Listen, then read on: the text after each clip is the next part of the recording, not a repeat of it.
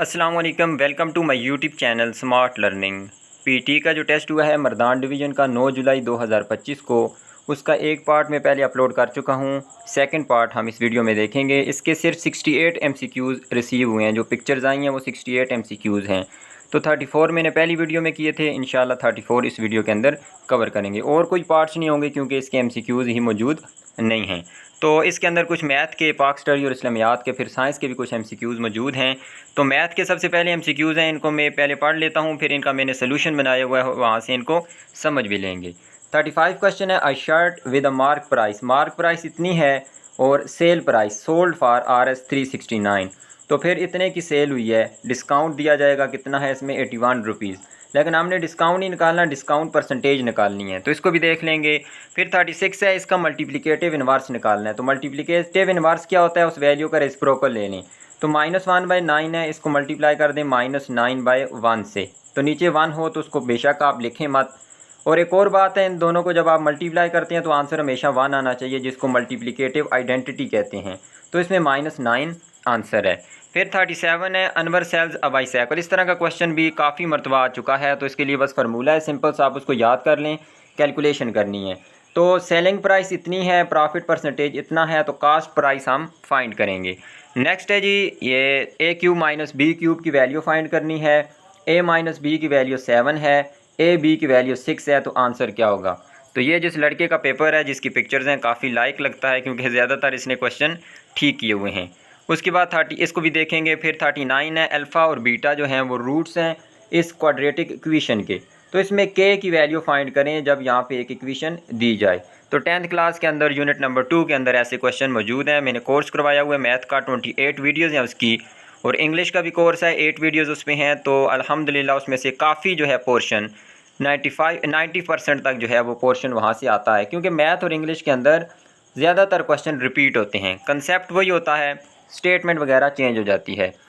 40 number जो है question है। Sum of square of 2 number is 100, 1 number is 2 more than other. एक नंबर दूसरे से 2 ज़्यादा है तो लार्जर नंबर फाइंड करें। अब इसका एक प्रॉपर मेथड है, स्टेटमेंट बना के सॉल्व करें, लेकिन बहुत ज़्यादा टाइम लग जाएगा।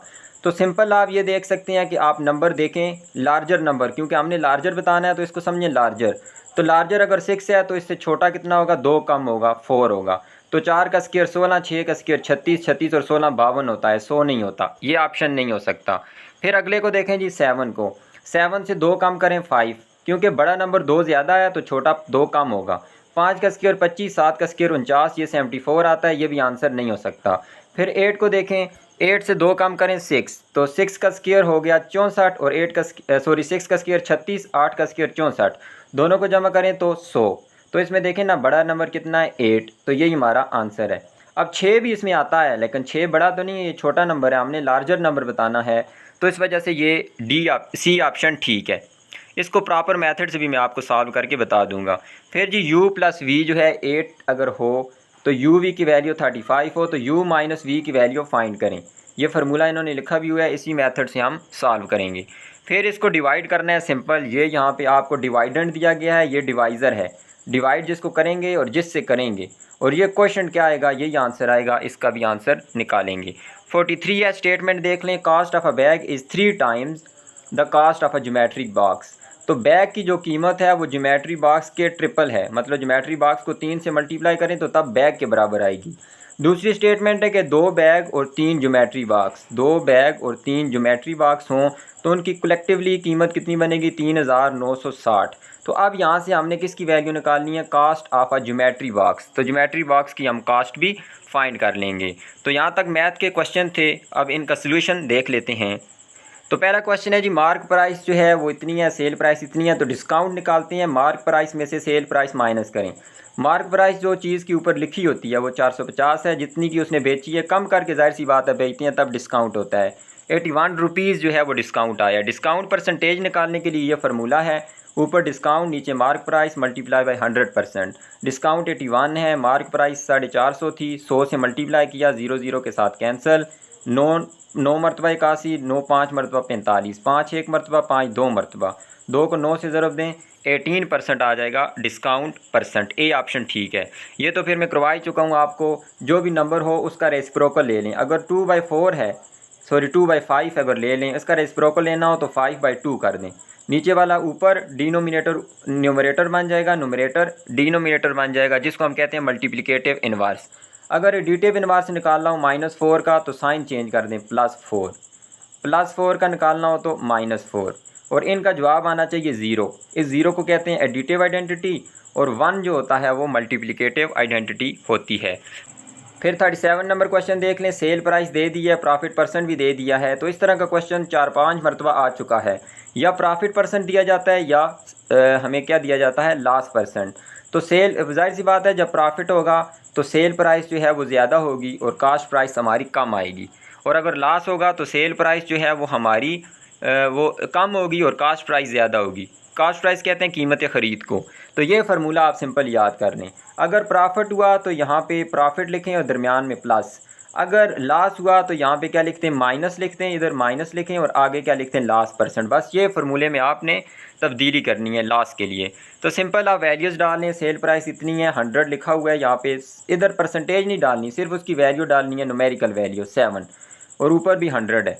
अब यहाँ पे आपने ये कैंसिल नहीं कर देना क्योंकि ये दरमियान में प्लस है। इसको जमा करेंगे तो 107 होगा। इसको सिंपल डिवाइड करें, 46,500 आपकी कास्ट प्राइस आएगी। इतने की वो ख़रीदेगा और इतने की वो बेचेगा, तो 7% उसको क्या होगा, प्रॉफिट होगा। फिर 38 नंबर क्वेश्चन है जी, ए क्यूब माइनस बी क्यूब की वैल्यू निकालें। ए माइनस बी दिया हुआ है, ए बी भी दिया हुआ है।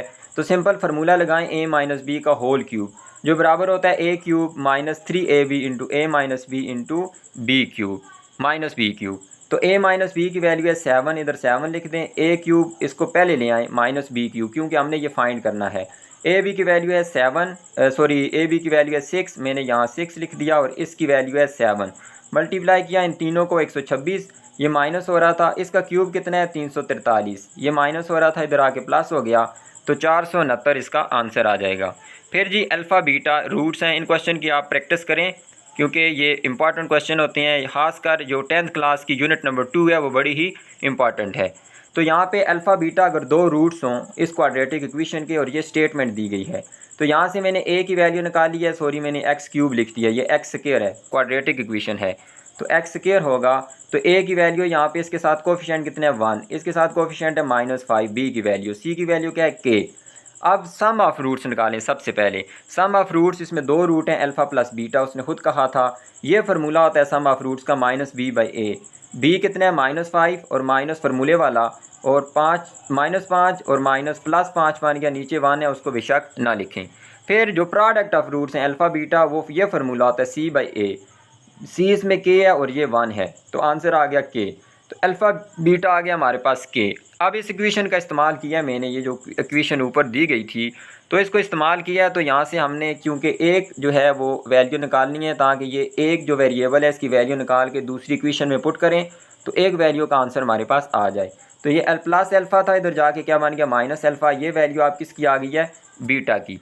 इस बीटा को हम पुट कर देते हैं जो इक्वेशन क्वेश्चन में दी गई थी उसके अंदर। यहाँ पे बीटा की जगह वैल्यू पुट कर दें 5 माइनस अल्फ़ा, 2 तो इसके साथ मौजूद है, तो 2 के साथ मल्टीप्लाई करें 10 माइनस 2 अल्फ़ा। ये क्वेश्चन पहले भी एक पेपर के अंदर आ चुका है। तो ये बार बार हर वीडियो में कहता हूँ कि आप पास्ट पेपर जितने भी हो चुके हैं, अभी तो 15-16 पास्ट पेपर हो चुके हैं, हर एक पास्ट पेपर को देखें क्योंकि ज़्यादातर जो है कंसेप्ट्स उन्हीं में से आ रहे होते हैं। तो मल्टीप्लाई किया 10 minus 2 alpha is equal to 16। तो 3 अल्फ़ा में से 2 अल्फ़ा गया, 1 अल्फ़ा बच गया, +10, दूसरी तरफ जाके -10, अल्फ़ा की वैल्यू 6 आ गई। अब यही अल्फ़ा जो ये वाली इक्वेशन थी इसमें पुट कर दें तो 5 और अल्फ़ा की वैल्यू है 6, तो माइनस निकालें तो 1 आ गया और साथ में बड़ा साइन आएगा बड़ी वैल्यू का माइनस वाला। अब चूँकि हमने k की वैल्यू निकालनी है तो अगर हम प्रोडक्ट ऑफ रूट्स को देखें तो उसमें अल्फ़ा बीटा मल्टीप्लाई करने से क्या आता है, k आता है। अल्फ़ा की वैल्यू 6 आ गई, बीटा की वैल्यू -1, मल्टीप्लाई करें तो k की वैल्यू आ जाएगी -6, जो कि ए ऑप्शन करेक्ट है।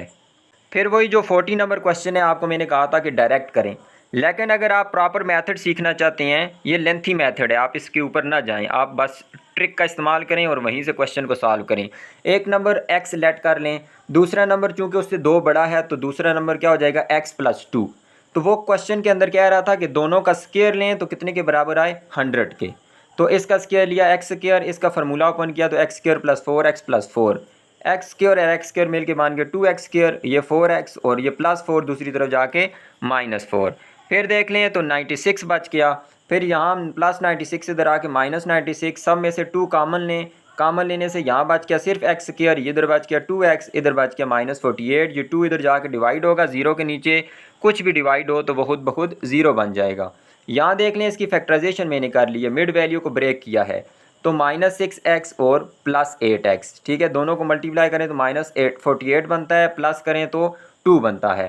पहले में x कॉमन है, x -6 बच गया। इसमें जो कॉमन है 8 है वो बच गया अंदर x -6। दो वैल्यू सेम है, इनको कॉमन लेके एक मरतबा लिखते हैं, इनको मिला के लिखते हैं x + 8। अब यहाँ से हमने x की वैल्यू निकालनी है, तो पहले से x की वैल्यू 6 आ गई, दूसरे से -8 आ गई। अब ये x हमारे पास फर्स्ट नंबर आया है क्योंकि हमने फर्स्ट नंबर को लेट किया था x। अब इसमें 2 जमा करें तो हमारे पास क्या नंबर आ जाएगा, सेकंड नंबर। तो x + 2, पहले में 6 है, 6 में 2 ऐड किया 8, इसमें देख लें -8 में 2 ऐड किया -6। अब दोनों आंसर ठीक हैं जी। अगर तो वो कहता पॉजिटिव नंबर तो फिर ये लेते, नेगेटिव कहता तो ये लेते, लेकिन अब इनमें से आपने ये लेना है क्योंकि उसने आंसर में 8 दिया हुआ है। -6 भी ठीक है, लार्जर नंबर इसमें भी -6 है, ये छोटा है -8। इनको भी चेक करें, -6 का स्क्वायर लें और दूसरी तरफ -8 का स्क्वायर लें, तो -6 का स्क्वायर भी +36 होता है, -8 का स्क्वायर भी +64 होता है। आंसर इनसे भी 100 आता है, लेकिन हमने जो आंसर दिया हुआ है वो है 8, तो यह हमारा आंसर क्या होगा, 8 होगा। फिर 41 नंबर क्वेश्चन है जी, u + v इसका होल स्क्वायर लें, दरमियान में माइनस लिखें और u - v का होल स्क्वायर लें, तो वो बराबर होता है 4uv के। अगर यहाँ पे क्वेश्चन में आपने प्लस लिख दिया तो फिर ये बराबर होगा 2 × u² + v²। इस तरह के क्वेश्चन होते हैं, तो अगर आपने देखा होगा तो 2 × a² + b² होता है, क्योंकि वहाँ जो वैल्यूज़ होती हैं वो a और b होती हैं, दरमियान में प्लस होगा तो फिर ये आएगा 2 × a² + b²। तो अब सिंपल u + v की वैल्यू है 8, ये हमने फाइंड करनी है। इसकी वैल्यू क्वेश्चन में है 15, मल्टीप्लाई करें 60 आ जाएगा, और यहाँ पे 8 का स्क्वायर लें 64 आ जाएगा, ये +64 इधर जाके -64 हो जाएगा, तो -4 आंसर आ गया। क्योंकि बड़े के साथ माइनस है तो आंसर में माइनस आएगा, माइनस माइनस के साथ कैंसिल। हमने u - v निकालना है, तो दोनों तरफ स्क्वायर रूट लें, स्क्वायर रूट के साथ कैंसिल, और इसका आंसर आ जाएगा +-2, तो u - v आ गया +-2। फिर इस नंबर को बस सिंपल डिवाइड करना है, तो इस डिवाइज़र के साथ जब डिवाइड करेंगे, पहले x² से मल्टीप्लाई किया, ये 2 आपके पास टर्म्स आ गई, साइन चेंज करने के बाद ये कैंसिल हो गए, इसको ऐड करें तो -2x², ठीक है। फिर आप xy के साथ मल्टीप्लाई करें तो ये 2 टर्म्स आ गई, फिर कैंसिल हो गया, फिर यहाँ से आ गया 2xy² और इसको नीचे उतार दें। फिर जो है y² के साथ मल्टीप्लाई किया तो ये 2 टर्म्स आ गई, तो ये पूरा कैंसिल हो गया, रिमाइंडर 0 बचा। तो ये हमारे पास क्वोशंट है, ये डिवाइज़र है, ये डिवाइडेंड है, तो ये हमारे पास आंसर है।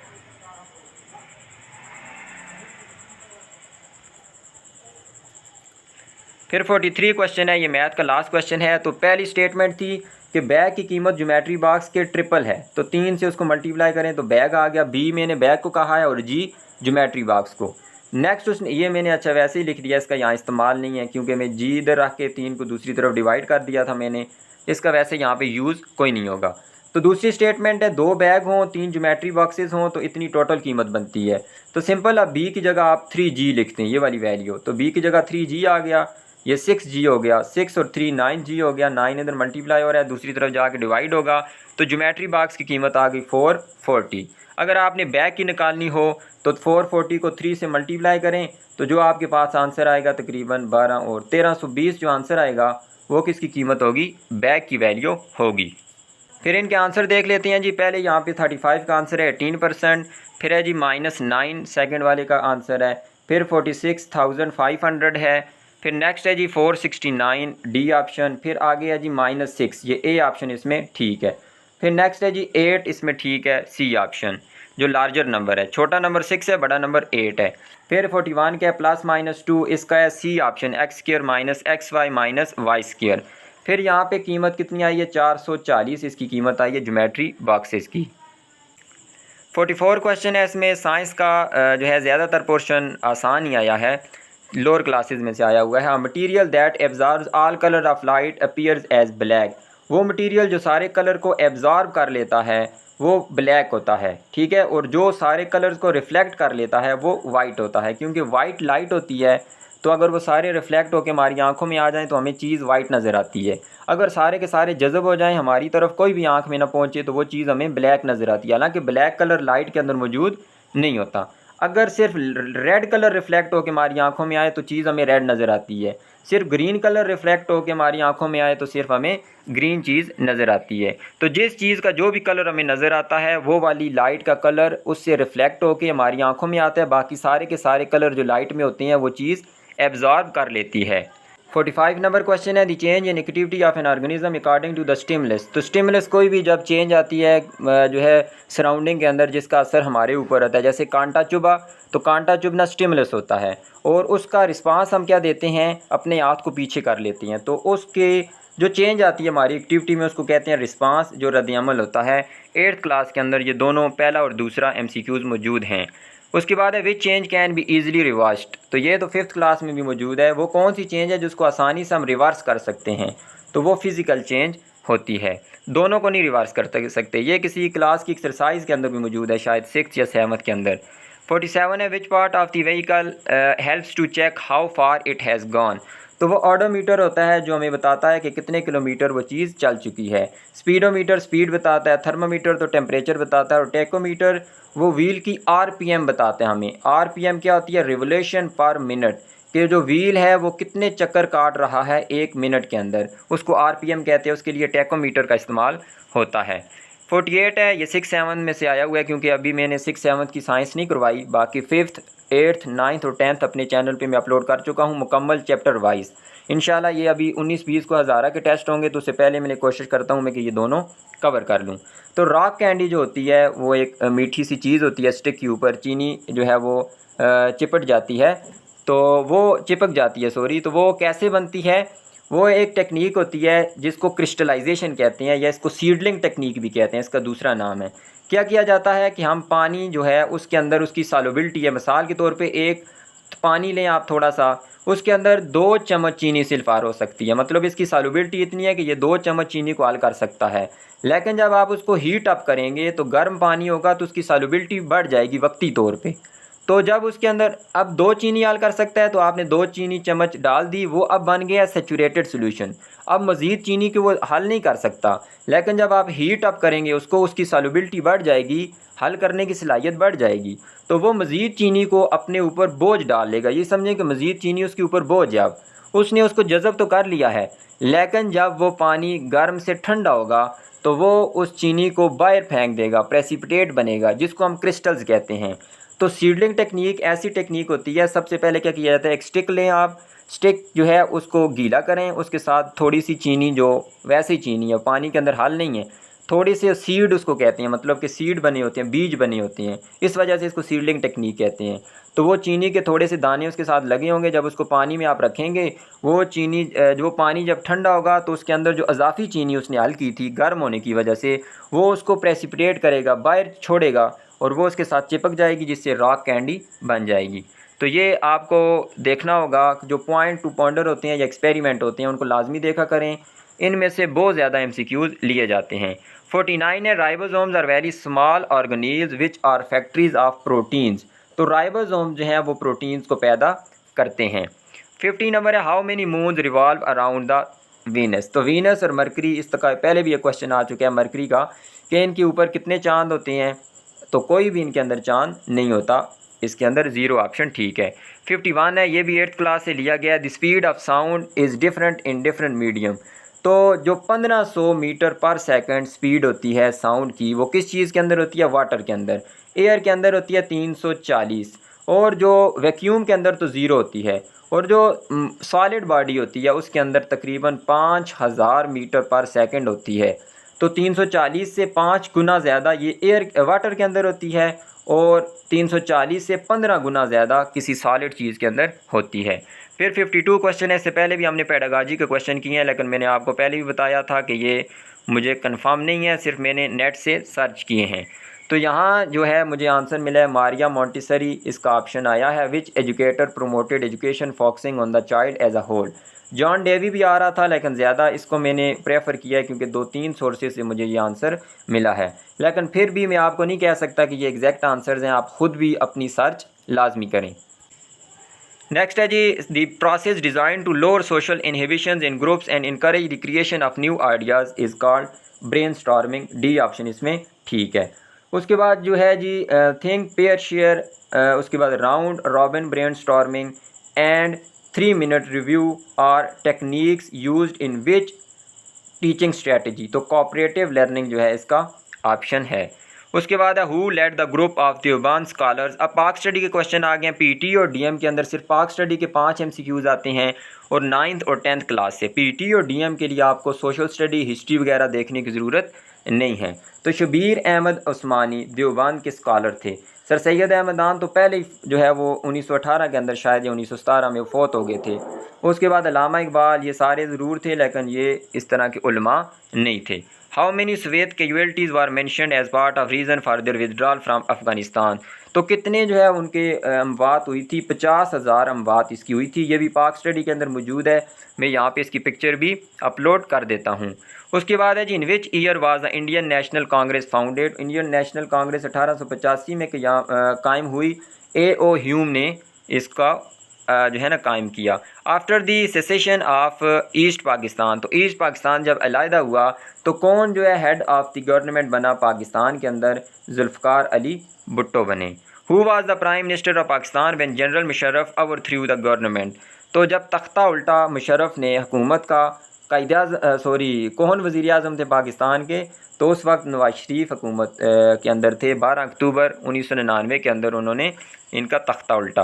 हदीस पाक के मुताबिक क़यामत के दिन मौज़नों की क्या हालत होगी? तो इनकी गर्दनें सबसे बुलंद होंगी। 61 नंबर क्वेश्चन है अज़ाबुल हरीक का दुरुस्त मानी है जलने का अज़ाब। इसके अलावा जो अज़ाबुल अज़ीम है वो बहुत बड़ा अज़ाब, अज़ाबुल अलीम होता है जो है दर्दनाक अज़ाब, अज़ाबुल मुहीन होता है रुसवा करने वाला या ज़िल्लत वाला अज़ाब, और अज़ाबुन नार होता है आग का अज़ाब। 62 है हज़ूर सल्लल्लाहु अलैहि वसल्लम की विलादत के वक्त अल्लाह ताला ने आपकी वालदा पर क्या ज़ाहिर फरमाया? तो यहाँ पे रोशन बादल इसमें ऑप्शन ठीक है। इसका भी मैं ऑप्शन जो है वो पिक्चर जो है वो शायद ये 3rd क्लास की इस्लामियात की बुक के अंदर मौजूद है। ये यहाँ पे पिक्चर अपलोड कर देता हूँ। जमात की नमाज अकेले की नमाज से कितने दर्जे ज़्यादा फजीलत रखती है? तो ये तो सबको ही पता होगा, 27 दर्जे। कुरान मजीद की तमाम आयतों की सरदार कौन सी आयत है? आयतल कुर्सी, जो कि 255 नंबर आयत है सूरह बकरा के अंदर 3रे पारे के शुरू में आती है। 65 है इंग्लिश के कुछ क्वेश्चन है यहाँ पे लास्ट। तो इफ़ आई हैड टाइम, तो यहाँ पे ये सेकंड कंडीशनल टेंस है। सेकंड कंडीशनल जो सेंटेंस होता है उसके अंदर पहले पास्ट टेंस आता है और जो इफ़ वाली क्लास होती है, इफ़ के अंदर पास्ट टेंस आता है और आगे वुड आता है और वर्ब की फर्स्ट फॉर्म। तो यहाँ पे देखें वुड है और आगे वर्ब की फर्स्ट फॉर्म है। यहाँ पे ये प्रेजेंट परफेक्ट बन गया है। यहाँ पे वुड के साथ यहाँ पे पास्ट फॉर्म आई हुई है। तो वुड के साथ क्या आती है? Present form. अगर फर्स्ट कंडीशन हो तो विल के साथ प्रेजेंट फॉर्म आती है। तो यहाँ चूँकि सेकंड कंडीशन है इसके अंदर पीछे पास्ट फॉर्म आई हुई है तो आगे आया would learn. Fix sentence uses correct capitalisation. इसमें देख लें पेरिस का पी बड़ा होना चाहिए था क्योंकि प्रॉपर नाउन है। इसमें एम बड़ा होना चाहिए था क्योंकि जुमले का जब भी आगाज़ होता है वो कैपिटल होता है। इसमें आईफल टावर चूँकि कॉमन नाउन है ये भी बड़ा होना चाहिए था। ये तीनों जो है वो गलत हैं। ये ठीक है क्योंकि जुमले का आगाज़ भी कैपिटल है। टेक्सास प्रॉपर नाउन है ये भी कैपिटल है। जुलाई प्रॉपर नाउन है ये भी कैपिटल है। फिर 67 क्वेश्चन है जी which one is not a naming word. ये पहले भी एक क्वेश्चन है। नेमिंग वर्ड नाउन को कहते हैं, एक्शन वर्ड वर्ब को कहते हैं, डिस्क्राइबिंग वर्ड जो होता है वो एडजेक्टिव को कहते हैं। तो यहाँ पे नेमिंग वर्ड कौन सा नहीं है? टीचर भी नाउन है, प्ले ग्राउंड भी नाउन है, स्कूल भी नाउन है, स्लोली यहाँ पे क्या है? एक एडवर्ब है। ये नेमिंग वर्ड नहीं है। 67 है my uncle has a beautiful house similar to Adnan. मेरे अंकल का खूबसूरत घर है अदनान के जैसा। तो के जैसा के लिए वर्ड क्या यूज़ करेंगे आप? लाइक। तो यहाँ पे ऑप्शन कौन सा ठीक होगा? डी ऑप्शन ठीक होगा। तो यहाँ हमें 68 क्वेश्चन ही मौसूल हुए थे तो जिनकी वीडियोस मैंने 2 पार्ट्स के अंदर अपलोड कर दी हैं। तो मज़ीद जो है अगर कोई आ जाती है पिक्चर तो इंशाल्लाह उसको भी मैं अपलोड कर दूँगा, लेकिन फ़िलहाल ये 2 ही वीडियोज़ होंगी। वीडियो अच्छी लगी है तो उसको लाइक कर दें, चैनल को सब्सक्राइब कर दें। अल्लाह हाफिज़।